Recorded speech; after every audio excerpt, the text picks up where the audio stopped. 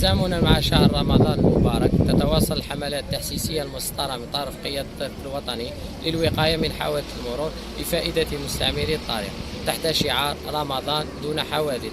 ابتداء من 23/3/2023 إلى غاية 10/4/2023. تنظم كل يوم المجموعة الإقليمية للطرق الوطني بغليزان بجميع وحداتها المقحمة في الميدان على مختلف أصناف الطرقات التابعة لها خرجات ميدانية